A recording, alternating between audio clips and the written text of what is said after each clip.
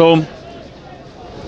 The weather held out. It wasn't quite a storm, but I suppose in the end the result will say that Liverpool stormed to the win.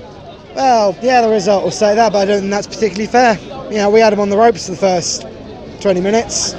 Then I think the referee impacted that game quite a bit. There were some very, very, very questionable decisions, such as a foul that I personally felt was committed by Van Dijk, but instead was given as if it was committed on him, you know.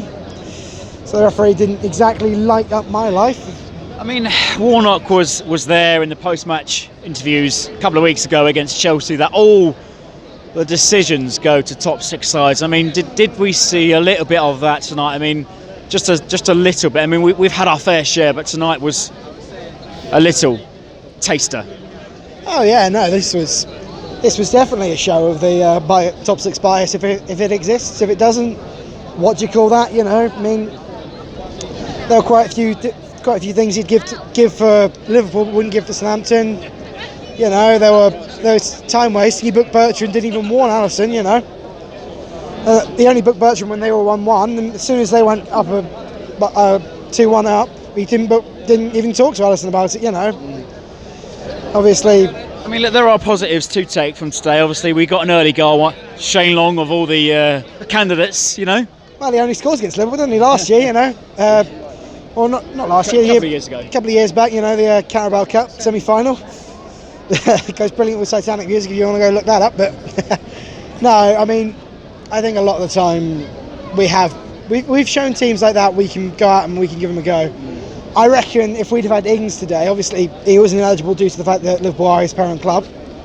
If we'd had him, would that have made a difference? I personally think so, because he combines a lot of the skills of Austin, such as shooting and finishing and all that, with a bit more pace, a la Shane Long. You know, he's a nice mixture of the two, as opposed to Austin, who's slow but very much get up in the defence's face and have a go at them, or Long, who's put the ball over the top and sprint. Ings is a nice middleman. And Ings, I think, goes brilliantly alongside Bredman, but obviously couldn't play him tonight. Yeah, it probably impacted it, obviously. I mean, I guess it doesn't impact us too much at the bottom. You know, there are obviously one or two teams that don't have to play this week because of FA Cup, scheduling double-ups, you know. But we're still above the bottom three, and, you know, we go into next week with, you know, not too much negativity, if you like. No, there isn't too much. Well, there shouldn't be too much negativity, because on our last few performances, obviously we've gone out and we've had a go at the big teams, and we've beaten a couple of them. You know, we've beaten Tottenham. We've beaten Brighton, which I think is a bit more of a desperate one than beating Tottenham. Obviously, Brighton's a bit of a relegation candidate alongside us, and no matter what happens with Cardiff over the next week, we're going to go into next week with a minimum of a 2-point cushion, because obviously they're on 28, we're on 33.